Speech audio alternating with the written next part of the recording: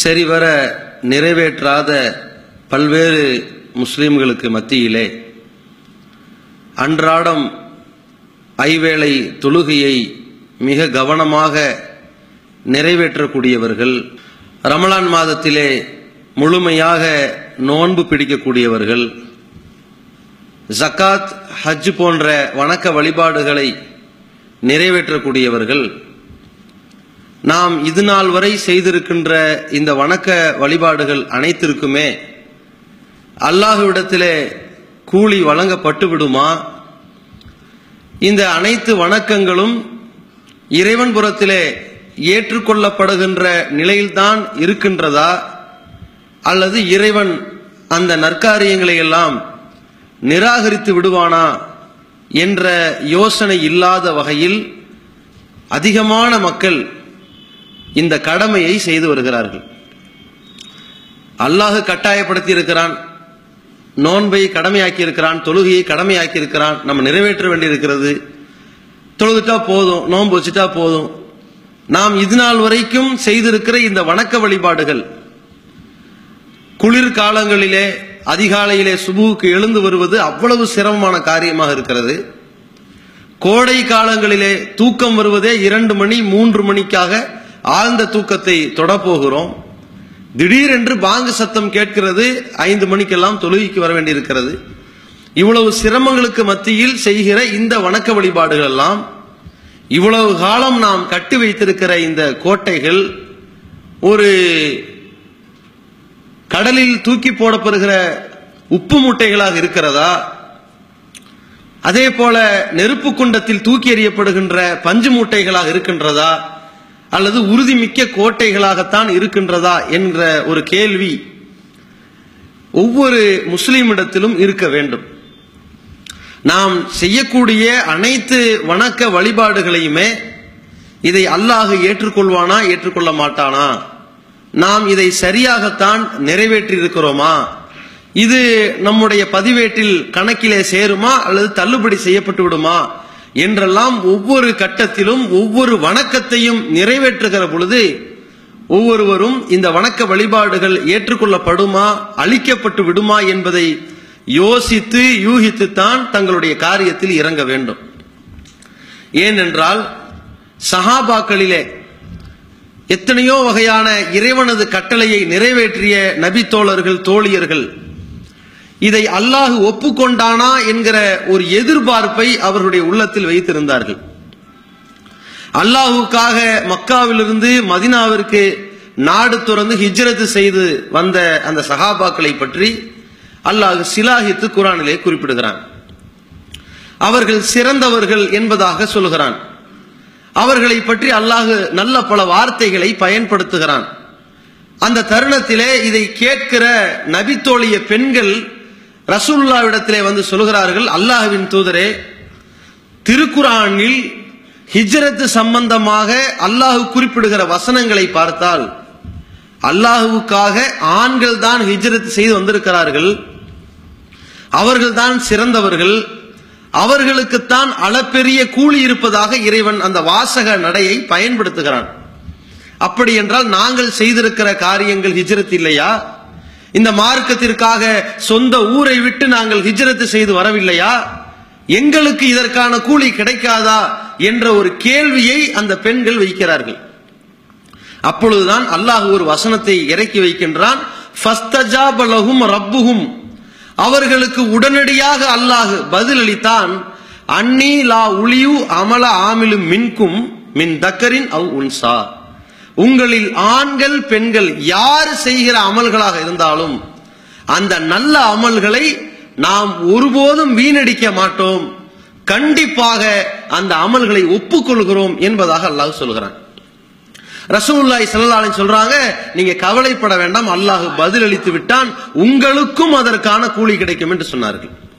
அதற்கு பிறகுதான் சஹாபிய பெண்கள் ஒரு மன திருப்தி அடைந்தார்கள். இது போன்ற ஒரு கேள்வியும் அதற்கு பிறகு வருகிற ஆறுதலும் ஒவ்வொருவரும் வணக்க வழிபாடுகளை நிறைவேற்றக்கூடிய ஒவ்வொருவருடைய உள்ளத்திலும் இருக்க வேண்டும். ஏனென்று சொன்னால், நாம் இத்தனை ஆண்டு காலம் வணக்க வழிபாடுகளில் நம்முடைய நாட்களை, வாரங்களை மாதங்களை வருடங்களை கடத்துகிற பொழுது, அந்த மரண தருவாயை நெருங்குகிற பொழுது, நாம் நாளை மறுமையிலே எழுப்பப்பட்டால் அல்லாஹ்விடத்திலே சுவன பூஞ்சோலையிலே சொர்க்கம் என்கிற வாசலில் நுழைய போகிறோமா, அல்லது நோன்பு என்பதற்கான ரையான் என்கிற வாசலில் நுழைய போகிறோமா, ஜக்காத்திற்கு என்று இருக்கிற வாசலில் நுழைய போகிறோமா என்பன போன்ற ஒரு எதிர்பார்ப்புகள். இவ்வளவு ஆண்டுகள் தொழுதிருக்கிறோம், இது ஏற்றுக்கொள்ளப்படுமா, அழிக்கப்பட்டு விடுமா, அழிக்கப்படுகிற வகையில் ஏதேனும் நாம் குறை செய்திருக்கிறோமா என்ற யோசனை ஒவ்வொரு இடத்தில் இருக்க வேண்டும். ஏன் நம்முடைய அமல்களை அழிக்கக்கூடிய, பாழாக்கக்கூடிய, நாம் செய்திருக்கிற எந்த ஒரு நற்காரியத்திற்கும் கூலி கிடைக்காமல் அது நம்முடைய முகத்திலே தூக்கி எறியப்படுகிற சில கிருமிகள் அல்லாஹ்வுடைய தூதர் ஸல்லல்லாஹு அலைஹி வஸல்லம் அவர்களால் நமக்கு மிக தெளிவான எச்சரிக்கையாக சொல்லப்பட்டிருக்கிறது. அந்த காரியங்கள் நம்மிடத்தில் இருந்தால், நாம் எத்தனை நற்காரியங்கள் செய்திருந்தாலும் அது அல்லாஹ்விடத்திலே அங்கீகரிக்கப்படாது, அது நற்காரியங்களாக கணக்கெடுக்கப்படாது. நாம் இத்தனை காலம் செய்திருக்கிற அமல்களை நாமே திட்டவட்டமாக அழித்து பாழாக்கி இருக்கிறோம் என்றுதான் அதற்கு அர்த்தம். அது என்ன? நம்முடைய அமல்களை எல்லாம் அழித்து நாசமாக்கக்கூடிய காரியங்கள் என்ன என்பதை பற்றி அல்லாஹ் தன் திருமறை குர்ஆனில் மிக தெளிவாக சொல்கிறான். இணை வைத்தல் என்கிற காரியம் ஒருவரிடத்தில் இருக்குமானால், அந்த நம்பிக்கை ஒருவரிடத்தில் வந்து விடுமானால், அவன் இறைவனுக்காக செய்கிற எத்தனை நற்காரியங்களாக இருந்தாலும் அது ஏற்றுக்கொள்ளப்படாது. வல்லதீன ஆமனு, இறை நம்பிக்கை கொண்டவர்கள், வலம் எல்பிசு ஈமானஹும் பிதுல்மின், தங்கள் இறை நம்பிக்கையோடு அநியாயத்தை கலப்படம் செய்துவிட மாட்டார்கள் என்று அல்லாஹ் சொல்கிறான். சஹாபாக்கள் கேட்கிறார்கள், ஈமான் கொண்டவர்கள், இறை நம்பிக்கை கொண்டவர்கள் அநியாயமே செய்ய மாட்டார்கள் என்று அல்லாஹ் சொல்வதாக இருந்தால், ஒரு மூமின்களும் கூட தேர மாட்டார்களே, ஏதோ ஒரு வகையில் அநியாயம் செய்யத்தான செய்யறாங்க என்று கேட்கிற பொழுது ரசூலுல்லாஹி ஸல்லல்லாஹு அலைஹி வஸல்லம் இன்னொரு வசனத்தை சுட்டி காண்பித்தார்கள். இன்ன ஷிர்க லதுல்முன் அதீம், இணை கற்பித்தல் தான் படுபயங்கரமான அநியாயமாக இருக்கிறது. அந்த அநியாயத்தை இறை நம்பிக்கை கொண்டவர்கள் தங்களுடைய ஈமானில் கலந்துவிட மாட்டார்கள். அப்படி கலந்துவிட்டால் மிகப்பெரிய பால் பாத்திரத்தில் எத்தனை லிட்டர்கள் இருந்தாலும் சரி, சிறிய விஷத்தை கலந்து விட்டதற்காக அதை ஒருபோதும் குடித்து விட முடியாது. சிறிதானே விஷம் என்று பார்க்கக்கூடாது, அது முழுவதும் பாலாகி தூக்கி கொட்டப்படுகின்ற நிலையில் தான் அது இருக்கிறது. அதுபோல ஈமான் ஏகத்துவ சிந்தனையில் எங்காவது ஒரு இடத்தில் இணை வைத்தல் ஊடுருவி விட்டால் அத்தனை அமல்களும் பாலாகிவிடும். இதில் அல்லாஹ் ரப்புல் ஆலமீன் யாரை விதிவிலக்கு வைக்கல. அல்லாஹுக்கு இருக்கக்கூடிய ஆற்றல் எந்த மனிதனுக்கும் கிடையாது, மகானுக்கும் கிடையாது, மந்திரவாதிக்கும் கிடையாது, மலக்குகளுக்கும் கிடையாது, ஜின்களுக்கும் கிடையாது என்கிற நிலையில் உள்ள ஒவ்வொருவனும் அதிலே தடுமாறிவிடக் கூடாது. அல்லாஹ்வுக்கு செய்ய வேண்டிய வணக்க வழிபாடுகளை வேறு யாருக்கும் செய்யக்கூடாது என்கிற அந்த நம்பிக்கையிலும் யாரும் தடுமாறிவிடக் கூடாது. இதுல ஒரு சின்ன ஆட்டம் வந்து விட்டால் மொத்த அமல்களையும் அப்படியே பாழாக்கி விடுகிறோம் என்ற அர்த்தம். நபிமார்களுக்கு கூட ஒரு சின்ன வாய்ப்பு, சரி இறை தூதர்கள் எவ்வளவோ கஷ்டப்பட்டு இருக்கிறாங்க, அவர்கள் இணை வைத்து விட்டு, யா அல்லாஹ் நானும் எவ்வளவோ பார்த்தேன், ஒரு கட்டத்தில் நான் இணை வைத்து விட்டேன், இருந்தாலும் அதை கண்டுகொள்ளாதே என்று சொல்லக்கூடிய ஒரு வாய்ப்பு அவர்களுக்கு கொடுக்கப்படுமா? கொடுக்கப்படாது.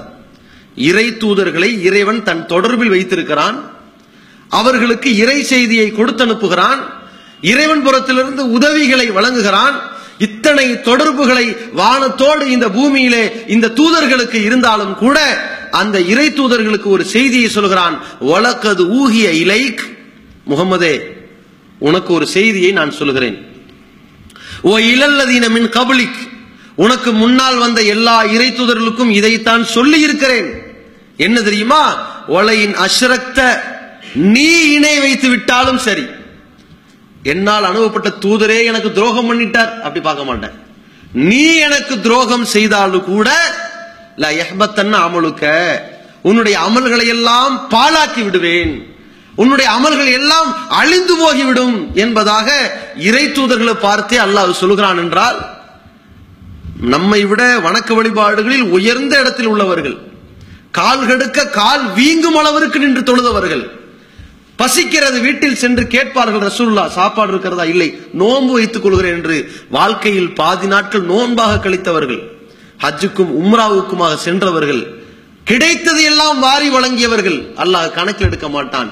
நீ துரோகம் செய்தால் கூட முகமதாச்சே தூதராச்சே பார்க்க மாட்டேன், உன்னுடைய அமல்கள் பாழாகிவிடும் என்று அல்லாஹ் சொல்கிறான். அப்படி என்றால் மக்கள் நிலை என்ன? அதையும் அல்லாஹ் சொல்கிறான், வலையின் அஷ்ரகு, இந்த மக்கள் இணை கற்பித்தாலும் லஹபித்த அனுகும் மாகானு யாமலூன், அவர்கள் செய்து வந்த எல்லா அமல்களும் பாழாகி போய்விடும் என்று சொல்கிறான். இன்றைக்கு பார்க்கிறோம், எத்தனையோ பேர் தொழுகிறார்கள், நோன்பு வைக்கிறார்கள், திடீரென்று பார்த்தால் நாகூர் என்றும் ஏர்வாடி என்றும் தர்கா வழிபாடு போகிறார்கள். அப்ப இவ்வளவு காலம் தொழுதது, நோன்பு வைத்தது, ஹஜ்ஜுக்காக வேண்டி பல லட்சங்களை கொட்டி போவார்கள். ஹஜ்ஜி என்ற கிரியை முடித்துவிட்டு பிறகு மதினாவுக்கு போய்விடுகிறோம். நபிகள் நாயகத்தை உயிரோடு இருப்பதை போன்று நினைத்துக் கொண்டு, நபிகளாரே எங்களுடைய கஷ்டத்தை நீக்குங்கள், எங்களுடைய பாவத்தை போக்குங்கள் என்றெல்லாம் அந்த இணை வைப்பு காரியங்களை அல்லாஹ்விடத்தில் செய்ய வேண்டிய பிரார்த்தனை, பாதுகாவல் தேடுதல், பாவ மன்னிப்பு தேடுதல் போன்ற முக்கியமான வணக்க வழிபாட்டை கூட இறந்தவர்களிடத்திலே தேடக்கூடிய ஒரு பாவத்தை செய்வானேயானால் அவன் இவ்வளவு லட்சங்களை கொட்டி கொண்டு போய் செய்த ஹஜ்ஜு நிறைவேற்றப்படுமா? அவ்வளவும் பாழாகிவிடும். காரணம் என்ன? அத்தனையும் கூட ஓட்டை வாளியில் நிறைவேற்றுகிற தண்ணீர், அவ்வளவுதான். தண்ணீரை திறந்து விட்டு இருக்கிறான், வாளி ஓட்டையாக இருக்கிறது. எத்தனை லட்சம் லிட்டர் பிடிச்சாலும் சரி, போனதுதான். அப்ப இந்த மாதிரியான ஒரு நிலையில் நாம் ஏதாவது இணை கற்பித்திருக்கிறோமா? நம்முடைய உள்ளத்தில் இணை கற்பித்தல் வந்து விட்டதா, குடிபு வந்து விட்டதா என்று ஒவ்வொருவரும் யோசிக்க வேண்டும். நம்ம நினைக்கலாம், நம்ம தர்கா வழிபாட்டு செய்யலையே, அந்த செயல்பாட்டின் பக்கம் போகலையே, நம்ம கரெக்டா தானே இருக்கிறோம் என்கிற மாதிரியான எண்ண ஓட்டத்தில் இருக்கலாம். திடீரென்ற ஒரு மனசுல ஒரு எண்ணம் வரும், அல்லாஹ்வுக்கு நிகராக சில கற்சிலைகளை போய் வணங்குகிறார்கள், அவைகளுக்கும் கொஞ்சம் ஆற்றல் இருக்கத்தான் செய்யும் போல இருக்கிறது, இப்படின்னு பேசுவார்கள். நம்மளாலே பேசுவோம், இருந்தாலும் நம்ம வணங்கக்கூடாது, இப்படி நம்பிக்கையாம். எதிரா ஏகத்துவம்னா அல்லாஹுவோடு பல கடவுள் இல்லை, இது ஏகத்துவம். அல்லாஹ்வுக்கு இருக்கிற ஆற்றல் எவனுக்கும் இல்லை, இதான் ஏகத்துவம். இவங்க என்ன சொல்றாங்க தெரியுமா? சில பேரு அல்லாஹ்வுக்கு இருக்கிற ஆற்றல் சில நேரத்தில் கற்சிலைக்கு இருக்கும், சில நேரத்தில் சூனியக்காரனுக்கு இருக்கும், ஆனா நம்ம போய் கேட்க கூடாது, நம்ம அல்லாஹ் தான் கேட்கணும், இப்படி இது ஏகத்துவம் இல்லை, இது போலி தத்துவம். சரியா? அப்ப இது மாதிரியான நம்பிக்கை உள்ள வந்துருச்சு, அதோட இணை வைப்பின் காரணத்தினால் அமல்கள் பாழா போயிடும். அப்ப இந்த நிலை இருக்கிறதா என்பதை ஒவ்வொருவரும் பரிசீலித்துக்க வேண்டும். இது ஒரு விஷயம். இரண்டாவது என்ன? நாம் செய்யக்கூடிய அமல்கள், வணக்க வழிபாடுகள், இந்த மார்க்கத்திற்கு சொந்தக்காரன் அல்லாஹ்.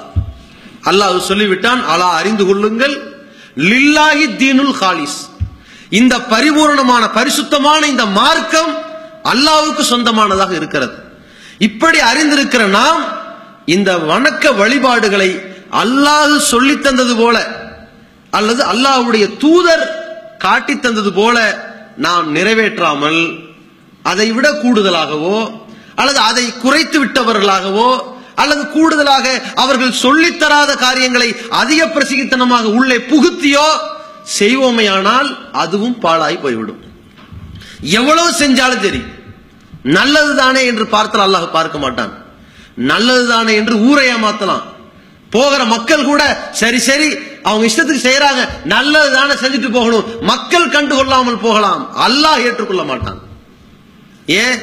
அல்லாஹ் சொல்லுகிறான், யா ஐயுஹல்லதீன ஆமனு, இறை நம்பிக்கை கொண்டவர்களே, அத்தியுல்லாஹ, நீங்கள் அல்லாஹ்வுக்கு கட்டுப்படுங்கள், வ அத்தியு ரசூல, அல்லாஹ்வுடைய தூதருக்கு கட்டுப்படுங்கள், வலா துப்திலு ஆமாலக்கும், வேறு யாருக்கோ கீழ்ப்படிந்து வேறு யாரோ சொல்லி தந்தது போல சில வணக்க வழிபாடுகளை செய்வதன் மூலம் உங்கள் அமல்களை பாழாக்கி விடாதீர்கள்.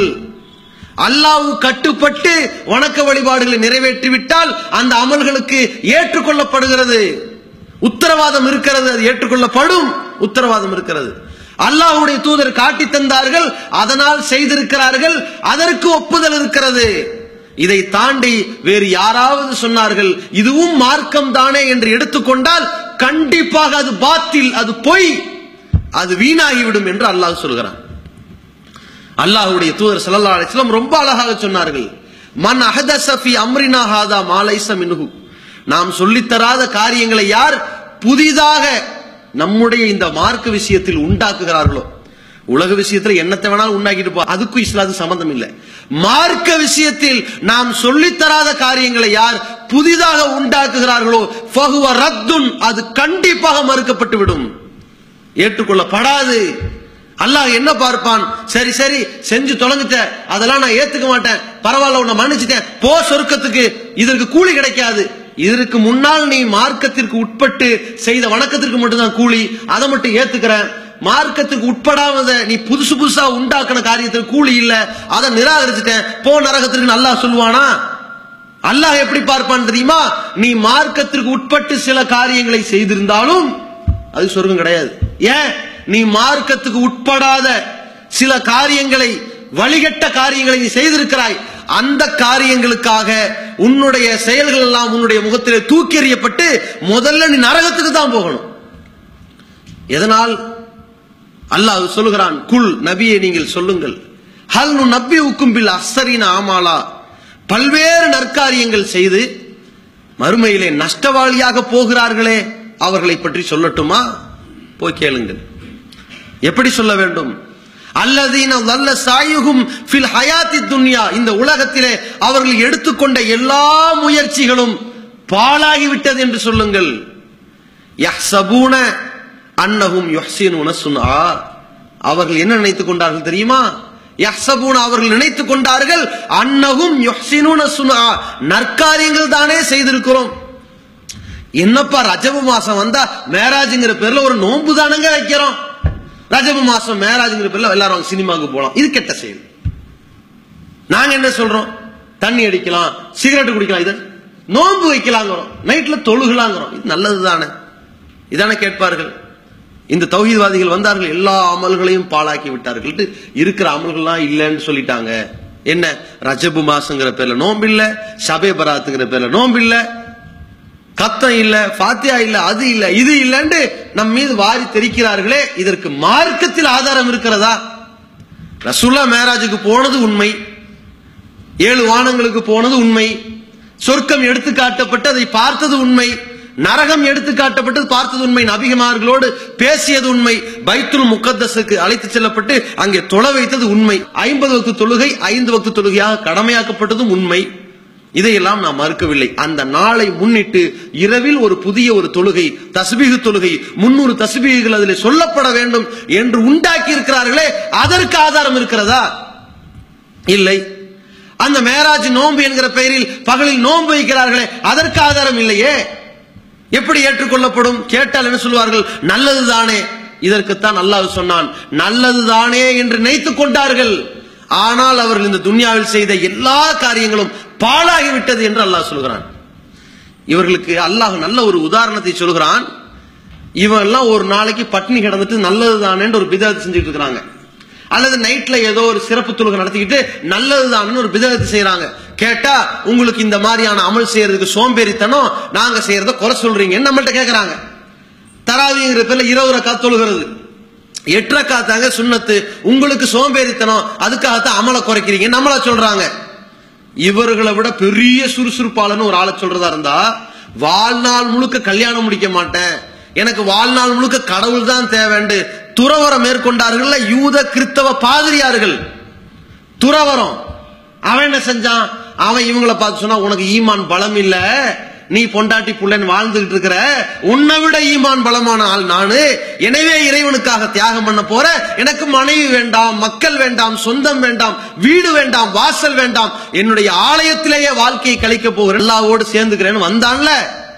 அதைத்தான் அல்லாஹ் குர்ஆன்ல சொல்றான், வருஹுபானியத்தன் இப்ததஊஹா, இந்த துறவரம் என்கிற ஒரு நிலையை அவர்களாகத்தான் உண்டாக்கி கொண்டார்கள், பிதஅத்தாக புதுமையாக அவர்கள் உண்டாக்கி கொண்டார்கள். மா கதபனாஹ அலைஹிம், அவர்களுக்கு நாம சட்டமே ஆக்கல, அவனா உண்டாக்கிட்டான், உண்டாக்குனதையும் உருப்படியா அவன் செய்யல. சேர்த்து எல்லாம் சொல்றான், புதுசு புதுசா உண்டாக்குன எவனும் அதை உருப்படியா செய்யவும் மாட்டான், அதுல நீடிச்சு இருக்கவும் மாட்டான், அதற்கு மார்க்கத்துல அங்கீகாரமும் இருக்காது. இவ்வளவு தெளிவாக அல்லாஹ் புரிய வைக்கின்றான். நாம் சொல்லாத காரியங்களை சிலர் நன்மை என்று செய்வார்கள், அத்தனை காரியங்களால் மறுமையில நஷ்டவாளிகளாக வருவார்கள். மறுமையில் ஓட்டாண்டியாகி, சரி சரி பரவாயில்ல, நல்லதுதான் நினைச்சு செஞ்ச, உனக்கு கெட்டதெல்லாம் இல்ல, அல்லாஹ்வுக்காக செய்ய நினைச்ச, சரி பரவாயில்லப்பா, ஆனா அதை ஏத்துக்க மாட்டேன், போ சொர்க்கத்துக்கு நல்லா ஏத்துக்குவானா? அல்லாஹ்வுடைய தூதர் சொன்னார்கள், குல்லு பிதஅத்தின் தலாலா, இந்த புதுமையாக உண்டாக்கப்பட்டதெல்லாம் வழிகேடாக இருக்கிறது, குல்லு தலாலத்தின் பின்னார், அந்த வழிகேடான காரியங்களை செய்ததற்கு இவன் நரகத்திற்குத்தான் போவான். இந்த வழிகேடு எங்கே கொண்டு போய் சேர்க்கும்? நரகத்திலே கொண்டு போய் சேர்க்கும். அப்ப யோசித்து பாருங்கள், இன்றைக்கு நாம் இத்தனை காலம் தொழுதிருக்கிறோம். எத்தனை ஃபர்லான தொழுகை, எத்தனை சுன்னத்தான தொழுகை, எத்தனை பிதாத்தான தொழுகைகள். அதற்கு என்ன செய்வது? பாவ மன்னிப்பு தேட வேண்டும். நோன்பு இருக்கிறது, ஜக்காத் இருக்கிறது, ஹஜ் இருக்கிறது. எத்தனை காரியங்களில் மார்க்கத்திற்கு முரணாக, மார்க்கத்திற்கு மாற்றமாக, மார்க்கத்தில் இல்லாத வகையில் செய்திருக்கிறோம் என்று பார்க்க வேண்டும். சரி, மார்க்கத்திற்கு உட்பட்ட தொழுகை, மார்க்கத்திற்கு உட்பட்ட நோன்பு, மார்க்கம் அங்கீகரித்த வகையிலான ஹஜ் உம்ராக்கள், இதை நபிகள் நாயகம் சொல்லி தந்தது போல நிறைவேற்றுகிறோமா, அல்லது முன்னோர்கள் சொன்னார்கள், பெரியார்கள் சொன்னார்கள் நிறைவேற்றுகிறோமா? ஒவ்வொருவரும் யோசிக்க வேணாம். பிஸ்மில்லாண்டு அந்த தொழுகைக்கு முன்னாடி செய்கிற ஒழுவுல இருந்து இருக்கிறதே, அங்கே கைகளை கழுவ தொடங்குறதுல இருந்து இருக்குதே, நீயத்துன்னு ஒண்ணு சொல்லுவாங்களே, எதற்கு? ஒழு செய்யறதுக்கே ஒரு நீயத்து. இது யார் சொல்லி கொடுத்தா? ரசூலுல்லாஹ் சொல்லி தரலையே. ஓஹோ, இத்தனை நாள் இதை செய்திருக்கிறோம், மார்க்கத்துக்கு மாற்றமாக இருக்கிறது, கைவிட்டு விடுவோம். மனதில் நினைத்திருக்கிறோம், தொழுகைக்காக ஒழு செய்ய போகிறோம், நினைத்து விட்டோம், முடிந்து விட்டது கடமை, களத்தில் இறங்கிடுறோம். தொழுகைக்கு வருகிறோம், கைகளை உயர்த்துகிறோம், கைகளை உயர்த்திவிட்டு நெஞ்சில் கட்டுகிறோம். இது நபி வழியில் இருக்கிறது, செய்கிறோம். சல்லூர் கமார் ஐத்துமூனி சல்லி, என்னை எவ்வாறு தொழ கண்டீர்களோ அப்படி தொழுங்கள் என்று ரசூலுல்லாஹ்வின் கட்டளை ஏற்றுக்கொண்டு நிறைவேற்றுகிறோம். ஆனால் தொப்புளு கீழே கட்டுகிறோம். யார் சொல்லிக் கொடுத்தார்கள்? குர்ஆனில் இல்லை, ஹதீஸில் இல்லை. உங்களுடைய வழிகாட்டுதல் எப்படி வந்தது? இமாம் அபூ ஹனீஃபா எங்களுக்கு சொல்லிக் கொடுத்தார்கள். அபூ ஹனீஃபா தூதரா, ரசூலுல்லாஹ் தூதரா? இப்பொழுது நம்முடைய அமல்களை பாதுகாப்பதா, பாழாக்குவதா? யோசித்து பாருங்கள். தொடக்கத்தில் என்ன ஓத வேண்டும்? அல்லாஹும்ம பாயித் பைனி அல்லது இன்னி வஜ்ஜகத்து, இந்த ரெண்டை விட்டுட்டு சுப்ஹானக்கல்லாஹும்ம வபிஹம்திக என்கிறோமே, இது யார் சொல்லிக் கொடுத்தார்கள்? ஹதீஸ்ல இல்லையே. அப்ப எங்கிருந்து வந்தது? புதிதாக வந்தது, ஏற்றுக்கொள்ளப்படுமா? ஒவ்வொன்றையும் பரிசீலிக்க வேண்டுமா இல்லையா? அல்லாஹ்வுடைய தூதர் அவர்கள் தங்களுடைய வாழ்க்கையில் செய்த முதலும் கடைசியுமான ஒரே ஹஜ். ஏன்? அந்த ஒரு ஹஜ்ஜுக்கு பிறகு ரசூலுல்லாஹ் வஃபாத் ஆகி விட்டார்கள். ஆனால் அந்த ஒரு ஹஜ்ஜையும் நிறைவேற்றுகிற நிலையை அல்லாஹ் உண்டாக்கியது ஏன்? வணக்க வழிபாட்டிற்கான வழிகாட்டி நபிகளார் மட்டும்தான். அதனால் தான் அந்த ஹஜ் என்கிற நிலையை அல்லாஹ் சம்பவிக்க செய்கிறான். எந்த வணக்கத்திற்கும் ரசூலுல்லாஹ்வுடைய சொல் செயல் அங்கீகாரங்கள்ல விடுபட்டு இருக்காது. தெள்ள தெளிவாக சொல்லி இருப்பார்கள், எதை விட்டுட்டு போக மாட்டாங்க. அந்த ஹஜ்ஜுடைய கட்டத்தில் சொன்னார்கள், ஹுது அன்னி மனாசிக்கக்கும், இந்த ஹஜ்ஜுடைய கிரியில் என்ன என்பதை பற்றி என்னிடமிருந்து நீங்கள் கற்றுக்கொள்ளுங்கள். நாங்க ஏன்? அதற்கு நான் தான் பொறுப்பாளர். எவ்வளவு தெளிவாக சொல்லி போனாங்க. அப்ப நாம் செய்கிற இந்த வணக்க வழிபாடுகள் ரசூலுல்லாஹ் காட்டி தந்த வழியில் இருக்கிறதா அல்லது மாற்றமா இருக்கிறதா என்பதை பரிசீலித்து பாருங்கள். இல்லாவிட்டால் அது பாழாகிவிடும். நம்முடைய அமல்களை நாம் நாசமாக்கி விடக் கூடாது என்பதை ஒரு கணம் யோசித்து பாருங்கள். மூன்றாவது, அது என்ன? நாம் நிறைவேற்றுகிற இந்த வணக்க வழிபாடுகளை அல்லாஹுவுக்கு பயந்து பொறுப்புணர்வோடு மறுமையில் இறைவனுடைய திருப்தி கிடைக்கும் என்பதற்காக செய்கிறோமா, அல்லது உலகத்திலே 4 பேர் நம்மை பார்த்து பேச வேண்டும், புகழ வேண்டும், மெச்சுக்கொள்ள வேண்டும் என்பதற்கு செய்கிறோமா என்பதையும் யோசித்து பார்க்க வேண்டும். இது ரொம்ப முக்கியமானது. சிலருக்கு இந்த ஷிர்க் இல்லாமல் இருக்கலாம், ஏகத்துவ அடிப்படையிலே பரிபூர்ணமான தௌஹீத் அடிப்படையில் வணக்க வழிபாடுகள் நிறைவேற்றலாம். அதோடு சேர்த்து நபி வழியிலே தன்னுடைய வணக்கத்தை அமைத்திருக்கலாம். மூன்றாவது ஒரு முக்கியமான விஷயம் இருக்கிறது. என்ன? அல்லாஹ் சொல்கிறான், வரிதுவானும் மினல்லாஹி அக்பர், அல்லாஹ்விடம் இருக்கிற திருப்பொருத்தம் இருக்கிறதே அதுதான் மிகப்பெரியது. அதை எதிர்பார்த்து வணக்க வழிபாடுகளை அமைத்துக் கொள்ள வேண்டும். அல்லாஹ் சொல்கிறான், ஸாலிகல் ஃபௌஸுல் அஸீம், அதுதான் மகத்தான வெற்றியாக இருக்கும். அல்லாஹ்வுடைய திருப்தி இருக்கிறதா? நாம் தொழுகிறோம், இதை இறைவன் திருப்தி கொள்ள வேண்டும் என்பதற்காகத்தான். நோன்பு எதற்காக? இறைவன் என் மீது திருப்தி அடைய வேண்டும் என்பதற்காக. ஜக்காத் எதற்காக? இறைவன் என் மீது திருப்தி அடைய வேண்டும் என்பதற்காக. அத்தனை முஸ்லிம்களிடத்திலும் ஒரே ஒரு கட்டத்தில் இறைவன் என் மீது திருப்தி அடைய வேண்டும் என்பதற்கு செய்கிற ஒரே ஒரு வழிபாடு என்ன தெரியுமா? பாவ மன்னிப்புல தான் இருக்கும். வேற எதுலையுமே உருப்படியா இருக்காது. ஏன்பா கரெக்டா தொழுகிற? அல்லாஹ் என்ன திருப்தி அடையணும்னு நினைப்பானா? அது கூட தொடர்ச்சியா இருக்காது. தனிமையில இருந்து கொண்டு படைச்சவன்ட்ட பாவ மன்னிப்பு தேடுறானா ஏன்? எதுக்கு? அந்த இறைவனுடைய திருப்தி. நாளை மறுமையில இறைவன் நம் மீது கோபப்பார்வை வைக்க கூடாது, கருணை பார்வை வைக்கணும். இந்த எண்ணம் வருது பாருங்க, இது எதனால வந்துச்சு? செட்டப்பா, அவனா உண்டாக்குனதா? தனிமையிலே வருது. இது ஒண்ணுல கரெக்டா இருக்கும். இன்னொன்னு, இங்க தனக்கு ஒரு தேவை வருகிறது, இறைவனிடத்தில் கோரிக்கை வைக்கிறான். அப்ப இறைவனுடைய தேவை, இறைவனுடைய அருளை எதிர்பார்த்து கொண்டிருக்கிறான். ஓரளவு அது பரிபூர்ணமாக அமைகிறது, பரிசுத்தமாக அமைகிறது. ஒரு மலை தொழுகைக்கு அமர்ந்து விடுகிறான், எல்லோரும் அழுது வடிக்கிறார்கள், கோரிக்கை வைக்கிறார்கள். அப்பொழுது இவனும் சேர்ந்து மழை எதிர்பார்க்கிறான். எதற்காக? இறைவனின் திருப்தியான ஒரு பார்வை வர வேண்டும், அதனால் அருள்மழை கிடைக்க வேண்டும் கேட்கிறான். இதை தாண்டி வேற எதுல இறைவனுடைய திருப்தி எதிர்பார்க்கிறான்? வணக்க வழிபாடுகளை பிறருக்காக, பிறரை காட்ட வேண்டும் என்பதற்காக செய்யக்கூடியவன் திட்டவட்டமான நயவஞ்சகன் என்பதை புரிந்து கொள்ள வேண்டும். அடுத்தவன் புகழணும், அல்லது அடுத்தவனுக்கு காட்டணும், அல்லது அடுத்தவனுக்கு தெரியணும் என்று நாம் வணக்க வழிபாடுகளை செய்தால் அது நம்மை நயவஞ்சகத்திலே கொண்டு போய் விடுத்துவிடும். அல்லாஹ் சொல்கிறான், ஃபவைலுல் லில் முஸல்லீன், தொழுகையாளிக்கே கேடு உண்டாகட்டும். இப்படி ஒரு வசனம் இருக்கிறது. ஃபவைலுன் யௌமைதில் முகத்திபீன், பொய்யர்களுக்கு கேடு உண்டாகட்டும், நாசம் உண்டாகட்டும் இருக்கிறது. வைலுல் லில் முத்தஃபிஃபீன், அளவு நிறுவையிலே மோசடி செய்வர்களுக்கு நாசம் உண்டாகட்டும் இருக்கிறது. எத்தனையோ வசனங்கள் இருக்கிறது. குறை பேசி புறம் பேசி திரும்பவர்களுக்கு கேடு உண்டாகட்டும் இருக்கிறது. ஆனால் அல்லாஹ் ஒரு நற்காரியத்தை செய்வோனை பார்த்து சொல்கிறான், ஃபவைலுல் லில் முஸல்லீன், தொழுகையாளிகளுக்கு கேடு உண்டாகட்டும். நாசமா போட்டவன் யார்? அல்லதீனஹும் அன் ஸலாத்திஹிம் சாஹூன், தங்கள் தொழுகையிலே கவனம் இல்லாமல் இருக்கிறார்களே.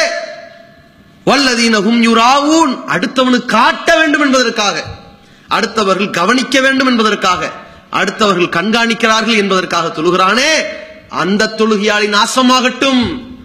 அவன் இறைவன் திருப்தி கொள்கிறான் என்று தொழுகிறானா? இறைவன் திருப்தி கொள்ள வேண்டும் என்பதற்காக தொழக்கூடியவன், இறைவன் விதித்த வரம்பிலேதான் தொழுவேன் என்று அஞ்சி தொழக்கூடியவனுக்கு தான் அந்த அமல்களை அல்லாஹ் ஒப்புக்கொள்வான். இன்னமா யத்தகப்பலுல்லாஹு மினல் முத்தகீன், அல்லாஹ் இறையச்சம் உடையவரிடமிருந்துதான் அந்த நற்காரியங்களை ஒப்புக்கொள்கிறான். எவ்வளவு தெளிவான ஒரு வசனம்!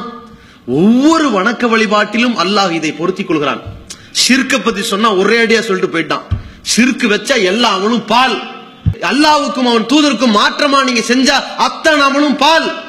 ஆனால் மன தூய்மையை பற்றி சொல்லுகிற பொழுது எல்லா வணக்கத்திற்கும் சேர்த்து சேர்த்து சொல்லுவான். தொழுகைக்கு சொல்லுகிறான், அல்லாஹ்வுக்காக தொழுங்கள், மனிதர்களுக்கு தொழுது விடாதீர்கள், அவர்கள் காட்ட வேண்டும் என்பதற்காக செய்து விடாதீர்கள். அதே போல அந்த ஹஜ் செய்யக்கூடிய காரியங்கள், ஜக்காத்து கொடுக்கிற காரியங்கள், சதக்கா கொடுக்கிற காரியங்கள், அறுத்து பலியிடக்கூடிய பிராணிகள் விஷயத்தில் அல்லாஹ் சொல்கிறான், லை யனாலல்லாஹ லுஹூமுஹா வலா திமாவுஹா, அவனிடத்திலே பிராணியினுடைய அந்த இறைச்சி போய் சேராது, அதனுடைய ரத்தம் சேராது. வலாக்கி யனாலுஹு அத்தக்வா மின்கும், உங்களுடைய இறை அச்சம் தான் போய் சேரும். அதை முன்னிலைப்படுத்தி செயல்படுங்கள் என்று அல்லாஹ் சொல்கிறான். அதே போல தான தர்மங்களை செய்பவர்களை பார்த்து சொல்கிறான், யா அய்யுஹல்லதீன ஆமனு, இறை நம்பிக்கை கொண்டவர்களே, லா துபுத்திலு சதகாத்திக்கும் பில் மன்னி வல் அதா, உங்களுடைய தான தர்மங்களை சொல்லி காட்டுவதன் மூலமோ அல்லது தீங்கிழைப்பதன் மூலமோ அழித்து பாழாக்கி விடாதீர்கள். ஏன்? எந்த வணக்கத்தை அடுத்தவனிடத்தில் சொல்லி காட்டி விட்டானோ அதோடு அது பாழாகிவிட்டது என்ற அர்த்தம். இவன் நினைச்சிருப்பான் செட்டிங்ஸ் சேவிங்ஸ்னு, ஆனா இங்க சொல்ல சொல்ல அது அப்படியே கழிஞ்சுகிட்டு இருக்குன்னு அர்த்தம். பெரிய ஒரு கட்டி, ஐஸ் கட்டி, அவ்வளவுதான். எங்க சொல்ல ஆரம்பிக்கிறானோ சொல்றதுக்கு முன்னாடி வரைக்கும் அது ஃப்ரீசர் பெட்டியில தான் இருந்திருக்கும். சொல்ல தொடங்கிட்டானா வெயில்ல கொண்டு போய் வச்சிருக்கான்னு அர்த்தம். சொல்ல சொல்ல அது கரைஞ்சு காணாம போயிடும், அவ்வளவுதான். காணல் நீர் மாதிரி போய் நிக்க வேண்டியதுதான். ஏன்? சிலர் இருக்கிறார்கள், தான தர்மங்கள் என்று வருகிற பொழுது அதை நாம் சொல்ல வேண்டும், அல்லது நாம் செய்ததை அவன் சொல்ல வேண்டும். நீங்க தான் போன வருஷம் செஞ்சீங்க, நீங்க செஞ்சதுனாலதான் பெரிய அளவுல உண்டாச்சு, அதனால தான் முதல்ல உங்களை பார்க்க வந்தோம், அவன் சொல்றது இவன் எதிர்பார்ப்பான். அல்லது இவனே சொல்ல ஆரம்பிக்கும் போது அதுதான் உன ஓடிடுறீங்க, காசுனா மட்டும் என்கிட்ட வந்துடுறீங்க, இதான் சொல்லி காட்டுறது. எல்லா வகையான பேச்சு தோரணையும் இருக்கும். சரி சரி காசு தானே, தருவோம் அப்புறம் வாங்க. நிறைய பேர் இருக்கும்போது சொல்லுவான், தனியா இருக்கும்போது சொல்லுவான், அந்த காசு தானே அப்புறம் வாங்கன்னா நான் தான் கொடுக்குறவன், ஏன்டா நீங்க வந்தாகணும், இவ்வளவு இருக்கு அர்த்தம். இப்படி சொல்லி காட்டி உங்களுடைய அமல்களை பாழாக்கி விடாதீர்கள். சில பேர் நோவினை செய்வார்கள். ஒருத்தனுக்கு உதவி செஞ்சுட்டான்னு வைங்க, இவன் சொல்றதெல்லாம் அவன் கேட்கணும். காசு கொடுத்தோம்ல செய்டா இப்படிமா, இது ஒரு ரகம். சில பேர் இருக்கான்ல, தம்பி இங்க வா, அதை கொஞ்சம் அந்த மூட்டை தூக்கி வை, இது வை, வேற வழி இல்ல, காசு வேற கொடுத்துருக்காரு, கடன் வேற கொடுத்துருக்காரு, இவரை நம்ம பகச்சுக்கலாமான்னு நினைச்சே செய்யறான் பாருங்க, இது இன்னொரு வகை. ஆக மொத்தத்தில் இந்த கொடுத்த காசுக்காகத்தான் இவ்வளவு டார்ச்சர். இது இருக்கலாமா? இப்படி நீங்கள் செய்ய தொடங்கினால் இந்த வெகுமதியை உலகத்திலே நீங்க எதிர்பார்க்க ஆரம்பித்தால் அதோடு எல்லாம் பாழாய்விட்டது என்று அல்லாஹ் சொல்கிறான். அப்ப யோசிச்சு பார்க்கணும், நாம செய்யக்கூடிய காரியங்கள் அல்லாஹ்விடத்திலே அவன் திருப்தி எதிர்பார்த்து அமைந்து கொண்டிருக்கிறதா அல்லது பாழாகி கொண்டிருக்கிறதான்னு பார்க்கணும். இதுல இன்னொரு முக்கியமான ஒரு அம்சம் என்ன அப்படின்னா, இன்னைக்கு மக்களிடத்துல கோடை காலம் வந்துருச்சு. சுற்றுலா எங்கே போலாம்? ஊட்டிக்கு போலாமா? அது போயிட்டு இருந்தாச்சு. கொடைக்கானல் அதுவும் போயிட்டு இருந்தாச்சு. கேரளா அதுவும் போயிட்டு இருந்தாச்சு. காஷ்மீர் அதுவும் போயிட்டு இருந்தாச்சு. வேற எங்க போலாம்? உம்ராவுக்கு போயிருவோமா? என்னடா இது, இத்தனை நாள் அதை உன்னத பயணம்னாங்க, இப்ப உல்லாச பயணம் மாதிரி மாத்திட்டாங்க. உம்ராவுக்கு போயிட்டு வந்துருவோம். சம்மர் டூர், ஒரு உம்ரா. வணக்க வழிபாடு செய்ய வேண்டிய இடத்துல, அல்லாஹ்வை அஞ்ச வேண்டிய இடத்துல, பாவ மன்னிப்புக்காக வேண்டி அழுக வேண்டிய இடத்துல, பிரார்த்தனை என்று இறைஞ்ச வேண்டிய இடத்துல இவங்க நிலைமை என்னடான்னு கேட்டா, நம்மளும் இப்படி கிளம்பிட்டாங்க. இதுல என்னடான்னா, ஒருத்தன் பிளைட் ஏறும்போது ஒரு போட்டோ, இறங்கும் போது ஒரு போட்டோ, மண்டையில முடி இருக்கும் போது ஒரு போட்டோ, முடி மொட்டை அடிச்ச பிறகு ஒரு போட்டோ, அல்லாஹ்வுக்காக உம்ரா செய்திருக்கிறேன் துவா செய்யுங்கன்னு மக்களுக்கு வேற ஒரு ஸ்டேட்டஸ். செல்ஃபி முகம் கொண்டு போய் அங்க செய்திருச்சு. இவன் குழியில உழுகிறான், மேட்ல நிக்கிறான், போட்டோ எடுக்கிறான், அது ஒரு தனி ரகம். இவன் இபாதத்து செய்யறதுல இந்த போட்டோ தேவையா? எஹ்ராம் உடைய கட்டி இருக்கிறாங்களா, இது ஒரு போட்டோ. எப்படி எஹ்ராம் கட்டுறது முறையை சொல்லித்தர புரியலோ இல்ல, பெருமை. இந்த உம்ரா செய்திருக்கிறோம், மக்கள்கிட்ட போயிருச்சு இல்ல. அவரு காபா ஹரம் ஷரீஃப் அந்த காபாக்கு முன்னாடி நிக்கிறாங்களா, அது ஒரு செல்ஃபி. அங்க அங்க அங்க எடுக்கிறான். ஒரு இடத்துல என்னடான்னா, சஃபாவுல ஒரு ஆள் நின்னுகிட்டே இருக்கு, கையை நீட்டிக்கிட்டே இருக்கு. என்ன ரொம்ப நேரம் நீட்டுறான், இப்படி திரும்பி நீட்டுறான், அப்படி திரும்பி நீட்டுறான், அப்படி திரும்பி நீட்டுறான். அந்த சஃபாவுல இருந்து காபாவை பார்த்தாலும் கையை நீட்டணும், கையேந்தி துவா செய்வாங்க. இவன் என்ன மாறி எதிரில் ஒரு ஆள் செல்ஃபி ஸ்டாண்ட் வச்சு கேமரா எடுத்து நிக்கிறான். இப்படி திரும்ப அப்படி திரும்ப ரொம்ப நேரம் அதுக்குன்னு நிக்கிறாங்க. வணக்க வழிபாட காணும். அப்ப இந்த மாதிரியான ஒரு நிலையில் இந்த வணக்கம் பாழாகிறதே. இதற்கு முன்னால் ஹஜ்ஜுக்கு போறேன் துவா செய்யுங்கன்னு ஊரையெல்லாம் கூட்டி சோறு போட்டவனுக்கும் இன்னைக்கு பேஸ்புக்ல ஸ்டேட்டஸ் போறவனும் என்ன வித்தியாசம்? ரெண்டு ஒண்ணுதானே, முடிஞ்சிருச்சு இல்ல? அத்தனையும் பாழாயிருச்சு இல்ல? மனிதனுக்காக வேண்டி செய்யக்கூடிய காரியமா மாறிடுச்சா இல்லையா? இதனுடைய முதிர்ச்சி எங்க போய் முடியுமோ அப்படின்னு பார்க்கும் பொழுது, சமீபத்தில் ஒரு 2-3 வாரங்களுக்கு முன்னாடி ஒரு துருக்கி நாட்டை சேர்ந்த ஒரு செய்தியாளர் என்ன பண்றாரு, தன்னுடைய காதலியை அங்க கூட்டிட்டு போய் அந்த காபாவுக்கு பக்கத்துல அவரே முட்டி போட்டு உட்கார்ந்து அந்த காதலிக்கு காதலை சொல்றாரு, என்ன கல்யாணம் பண்ணிக்கன்னு. அதை போட்டோ எடுத்து பிரபலமா போடுறான். சவுதியினுடைய ஆளுங்கள்லாம் கடுமையான முறையில் கண்டிக்கிறாங்க. செல்ஃபி போட்டோ எடுப்பதற்கும் காதலை வெளிப்படுத்துவதற்குமான இடமல்ல இந்த காபா. வணக்க வழிபாட்டை நிறைவேற்ற வர வேண்டிய இடத்துல கொண்டு வந்து இப்படி எல்லாம் செய்யலாமான்னு கேட்கறாங்களே.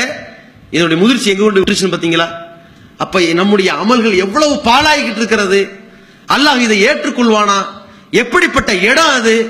ஒரு வரலாற்று சிறப்புக்கு இடத்த போட்டோ எடுத்தான் வேற, சினிமா படங்களை போன்று அது ஒரு காட்சி பொருளாக்கி உல்லாச பயணத்திற்கென்று அதை வைத்துக் கொண்டு சுற்றுலா நடத்தக்கூடியவனுடைய அமல்கள் ஏற்றுக்கொள்ளப்படுமா?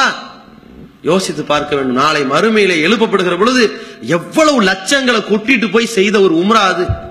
அட, உம்ராவுடைய கட்டத்துல ஒவ்வொருத்தனுக்கும் முதல் முறையிலையும் சரி, எத்தனை முறையிலும் சரி, அல்லாஹ்வை வணங்க வேண்டும். அந்த எஹ்ராமுடைய உடைய அணிஞ்சிட்டு காபாவுடைய பார்த்தோம்னா கண்ணில் தண்ணீர் வந்து விடும். அப்படி கண்ணீர் வடிக்கக்கூடியவனாக இருக்கிறான் என்றால், அங்க போய் நான் இதை செஞ்சுட்டேன், செய்ய போறேன், துவா செய்யுங்க என்று ஒரு போட்டோ எடுத்து ஊர் உலகத்துக்கு பரப்புறானே, இது நல்லாவா இருக்கிறது? யோசிச்சு பாருங்க. அப்ப இத்தனை அமல்களை பாழாக்கக்கூடியதாக இருக்கின்ற இந்த மிகப்பெரிய ஒரு கிருமியாக இந்த நோய், இந்த புகழ் எதிர்பார்ப்பு, மக்களிடத்தில் இருக்கிற பெருமை பாராட்டுதல் என்கிற எதிர்பார்ப்பு இருந்தால் எப்படிப்பட்ட தியாகமா இருந்தாலும் மண்ணாகிவிடும். உயிரை விட்டு கொடுக்கிற, உயிரையே இழக்கிற ஷஹீதுடைய அந்த கூலியையே அல்லாஹ் தூக்கி எறிகிறான் என்றால், நீ மக்களுக்காக வீரன் என்று பெயர் பெறுவதற்காக போரிட்டிருக்கிறாய், அதனால் உயிரிழந்திருக்கிறாய், வீரன் என்று பெயர் வாங்கிவிட்டாய், போடா நரகத்தில் அல்லாஹ் தள்ளுகிறான் என்றால், இவனுடைய காரியத்திற்கு அல்லாஹ் ஒப்புக்கொள்வானா?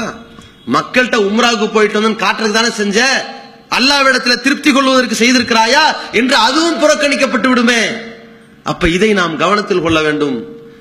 அல்லாஹ் ரப்புல் ஆலமீன் இறையச்சம் உடையவர்களிடத்தில், பயபக்தி உடையவர்களிடத்தில் தான் அந்த அமல்களை ஒப்புக்கொள்கிறான் என்பதை கவனத்தில் கொண்டு நம்முடைய அனைத்து வணக்க வழிபாடுகளிலும் பயபக்தியோடு இறைவனின் வரம்புக்கு கட்டுப்பட்டு இறைவனுக்கு இணை வைக்காமல் இறை தூதர் காட்டின வழிமுறைப்படி நாம் நிறைவேற்றிருக்கிறோமா என்று பார்த்து அந்த அமல்களை பாதுகாப்போம். அமல்களை அழிக்காமல் பாதுகாப்பதற்கான அனைத்து ஏற்பாடுகளையும் முறையாக செய்து நம்முடைய நற்கூலிகளை இறைவனிடத்திலே நாம் பெறுவோம். கண்ணியத்திற்குரிய எல்லாம் வல்ல அல்லாஹ்வின் நல்லடியார்களே, இந்த நல்ல அமல்கள் மிக பாதுகாப்பான முறையிலே இருக்க வேண்டும் என்றால் அது பாழாகிவிடாத வகையில் கவனத்தோடு நாம் நடக்க வேண்டும் என்றால் அதற்கான ஒரு வழியை நபிகள் நாயகம் ஸல்லல்லாஹு அலைஹி வஸல்லம் நமக்கு கற்றுக் கொடுத்தார்கள். ஜிப்ரீல் அலைஹிஸ்ஸலாம் அவர்கள் மனித தோற்றத்திலே வந்து ரசூலுல்லாஹ்விடத்திலே கேட்டார்கள், மல் இஹ்சான். நிறைய கேள்வி கேட்டாங்க. அதுல ஒரு கேள்வி இது, நல்ல உபகாரம் என்றால் என்ன? உபகாரம் கேள்விப்பட்டிருக்கிறோம், நல்ல உபகாரம் அப்படின்னா என்ன அப்படின்னு சொல்லி கேட்கிறாங்க. அப்ப ரசூலுல்லாஹி ஸல்லல்லாஹு அலைஹி வஸல்லம் சொன்னாங்க, அன் தஅபுதல்லாஹ கஅன்னக தராஹு.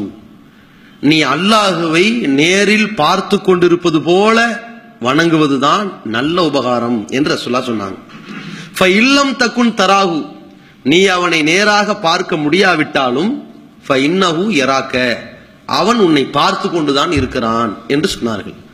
இந்த ஒரு தத்துவத்தை மட்டும் நாம் நம்முடைய வாழ்க்கையில் கடைபிடிப்போமேயானால் நாம் இப்பொழுது தொழப்போகிறோம், அல்லாஹ்வை நேரில் பார்க்கிறோம் என்று நினைத்து, நாம் நேரில் பார்க்க முடியாவிட்டாலும் அல்லாஹ் என்னை பார்த்து கொண்டிருக்கிறான் என்று நினைத்து தொழுதால், நாம் இப்பொழுது நோன்பு வைக்கிறோம், ஒருவருக்கு தான தர்மங்களை கொடுக்கிறோம் அல்லது எழுதுகிறோம் அல்லது ஹஜ் என்ற காரியத்தை நிறைவேற்றுகிறோம், ஏதோ ஒரு வணக்க வழிபாடை செய்கிற பொழுது என் இறைவன், என்னை படைத்தவன், நான் யாருக்காக இதை செய்கிறோமோ அந்த இறைவன் இதோ கவனித்துக் கொண்டிருக்கிறான், நான் அவனை பார்க்காவிட்டாலும் திட்டவட்டமாக அவன் என்னை பார்த்து கொண்டே இருக்கிறான் என்று செய்தால் இதில் இறைவனுடைய வரம்பை மீறாமலும் இறையச்சத்தோடும் மன தூய்மையோடும் நாம் நிறைவேற்ற முடியும்.